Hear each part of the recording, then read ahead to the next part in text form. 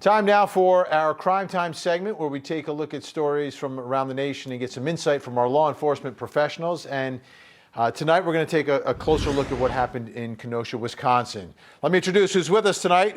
Retired police lieutenant, founder of the Wounded Blue, Randy Sutton. Randy has over 3 decades of experience in law enforcement, has served in the Princeton, New Jersey PD and the Las Vegas Metropolitan Police Department, and is a spokesman for the American Council on Public Safety, and he's the host of Blue Lives Radio.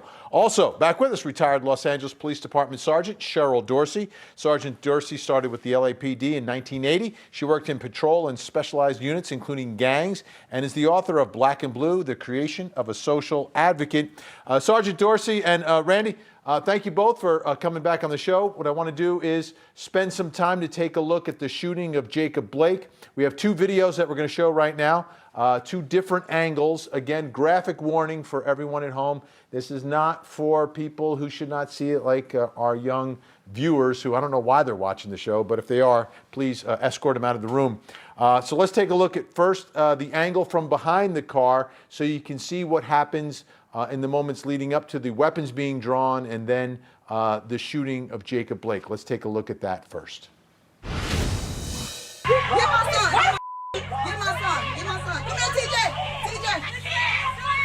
You a bogus bitch! This bitch is bogus! My queen is bogus!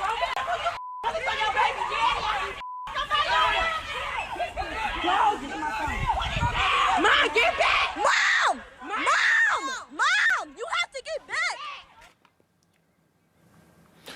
All right, let's now take a look at the second video. And this was the first one that was made public, but it has the angle from the other side that Jacob Blake is walking around to. So let's take a look at that.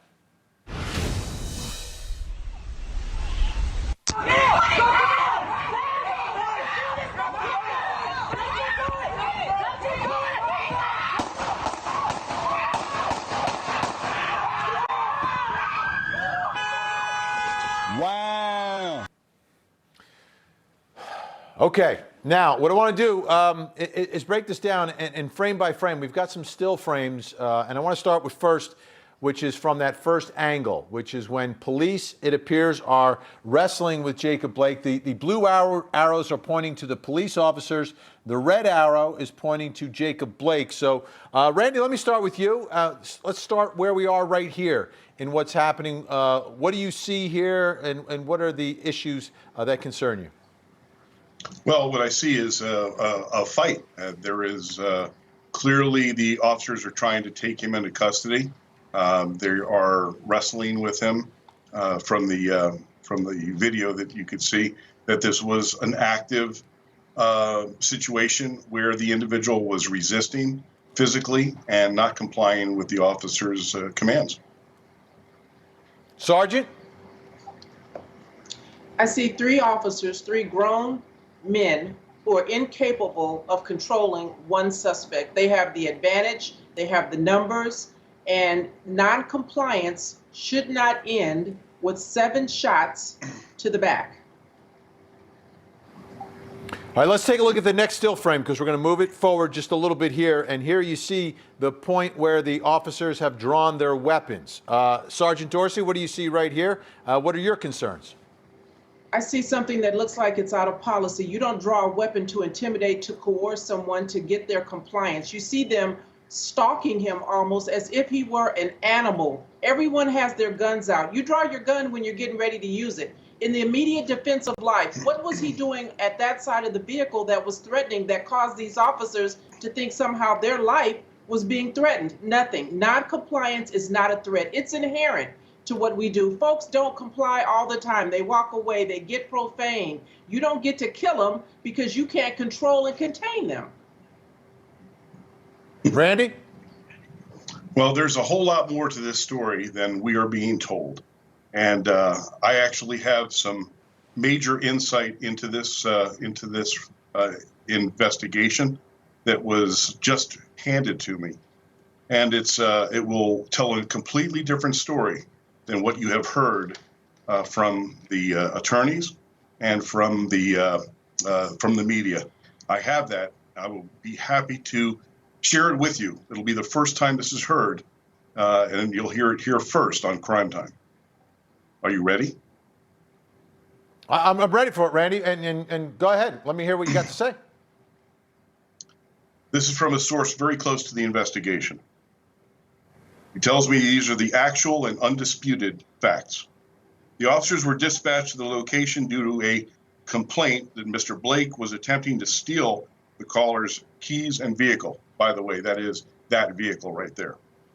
Officers were aware of Mr. Blake's open warrant for felony sexual assault before they arrived on the scene. Mr. Blake was not breaking up a fight between two females when the officers arrived. The silver SUV seen in the widely circulated video was not Mr. Blake's vehicle. Mr. Blake was not unarmed. He was armed with a knife. The officers did not see the knife initially. The officers first saw him holding the knife while they were on the passenger side of the vehicle. That's where we see him. See this picture where they're pointing their guns at him. He is armed with a knife. The main video circling on the internet shows Mr. Blake with a knife in his left hand when he rounds the front of the car. The officers issued repeated commands for Mr. Blake to drop the knife. He did not comply. The officers initially tried to speak with Mr. Blake. He was uncooperative. The officers then began issuing verbal commands to Mr. Blake, but he was non-compliant. They next went hands-on with Mr. Blake so as to gain compliance and control. Mr. Blake actively resisted the officers' attempt to gain compliance. They then disengaged and drew their tasers, issuing commands to Mr. Blake that he would be tased if he did not comply. Based on the non-compliance, one officer tased Mr. Blake. The taser did not incapacitate him. The officers once more went hands-on with Mr. Blake, again trying to gain control of the escalating situation. Mr. Blake forcefully fought with the officers, including putting one of the officers in a headlock. A second taser from a different officer then had been deployed. It was ineffective. Based on the inability to gain compliance and control, after using the verbal, physical, and less lethal means, the officers drew their firearms. Mr. Blake continued to ignore the officers' commands, even with the threat of lethal force. And these are the facts. All right. Now, I have to say this, Randy, because we have not independently corroborated that here on Court Correct. TV. This is what information you're getting. Let me go to the next still that we have, and it may be very relevant, and I want to give Sergeant Dorsey an opportunity to jump in here. But let's take a look at this now. We have an arrow here pointed at something in his hand. Let me ask you, Sergeant Dorsey, if what is being told to Randy is correct, does that change anything here in the equation, in the analysis of what is happening, if in fact that is true? Well, let me say this. Because he says it doesn't make it so. And so you can say anything now. They've had several days to craft and create a story. I find it intellectually dishonest to have me think that 3 police officers would tie up, in other words, fight a man with a gun for as long as they were on the ground fighting. You would not fight a man with a knife. You would not fight a suspect if he's got a knife in his hand, allow him to get up and then stalk him with your guns drawn. And while they say the taser was deployed, what they don't say is that the darts actually struck him, because you can deploy a taser, two tasers deployed, each having 2 cartridges, and between the 4 cartridges, can't nobody hit him and incapacitate him. He wasn't under the influence that we heard. He And was hit. I didn't interrupt you, so please don't interrupt me. I didn't interrupt you, so please don't interrupt me.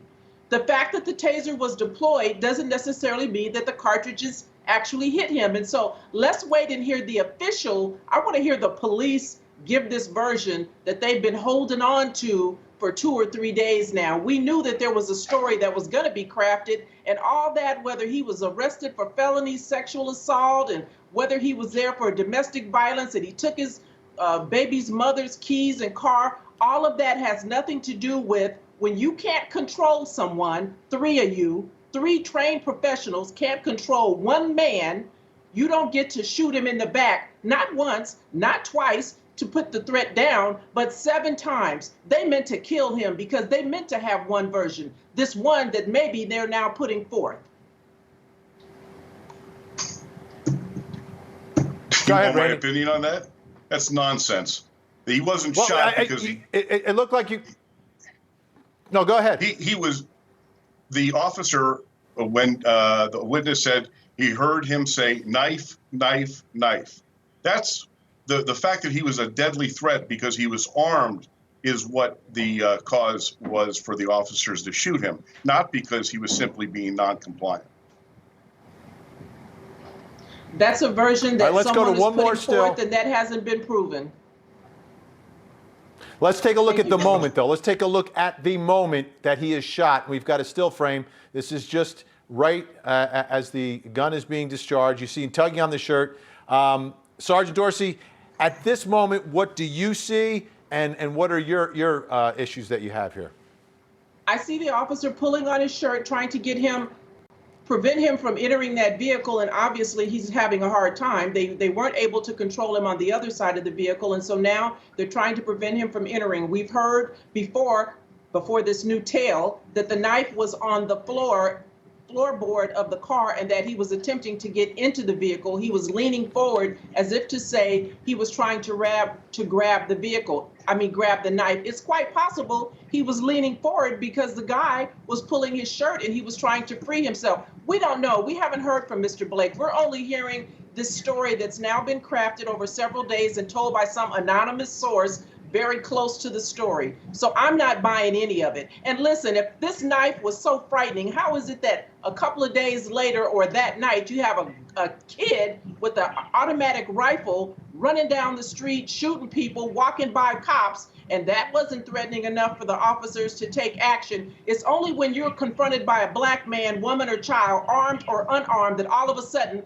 police lose their collective minds and suddenly they know only to shoot. Not once, not twice, but 7 times and in the back. It's outrageous and it's indefensible. I guarantee you We have that about when this 15 seconds here. investigation Go is ahead, done, Randy. there will be a lot more facts that come out. And I'm going to tell you right now, I'll place a wager that the facts that came out go along with exactly what I just told you. I'll be happy to place that bet.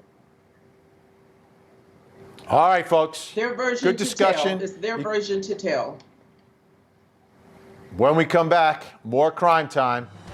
Don't go anywhere, folks. Just getting started.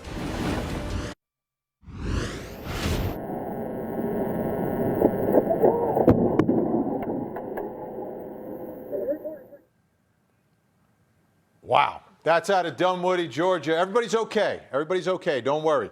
But another one of the stories we're covering tonight in our Crime Time segment, where we bring in our law enforcement professionals who are experienced, they are passionate, and they have a strong opinion about everything. Still with us, Randy Sutton, retired police lieutenant, founder of the Wounded Blue, and Sergeant Cheryl Dorsey, retired LAPD sergeant. Okay. We only have time for one more story tonight, but it's out of Dunwoody. We got the footage from the Dunwoody Police Department in Georgia. And I use this kind of in italics, a routine traffic stop that officers will never forget.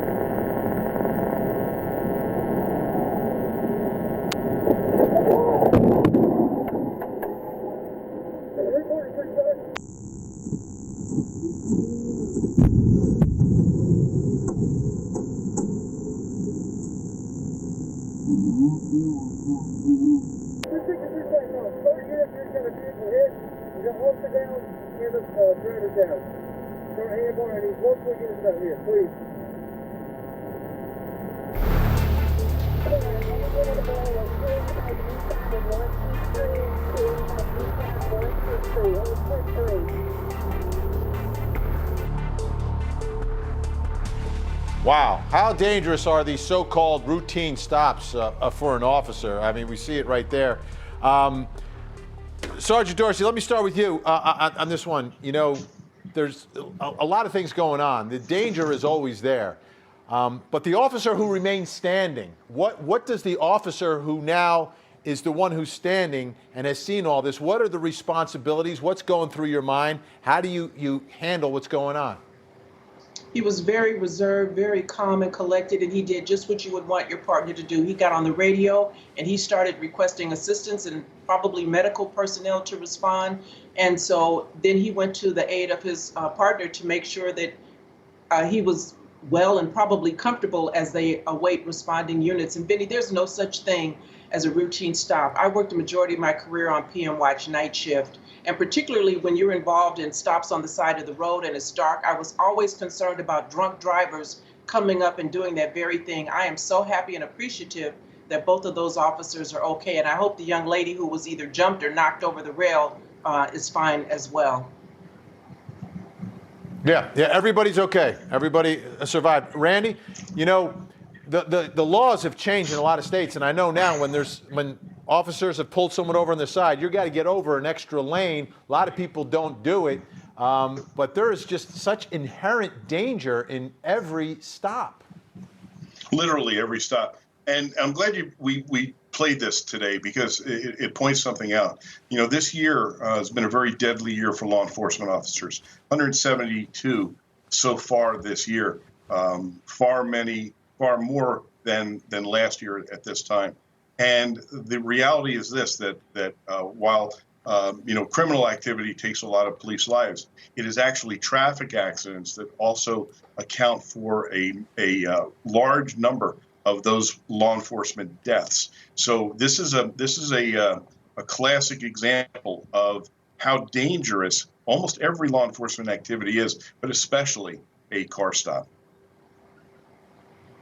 All right, Randy Sutton, Sergeant Cheryl Dorsey, you know I love having both of you on. I appreciate your honesty, your passion, and the experience that you bring to us. Thank you so much. I really do appreciate it. Come back soon.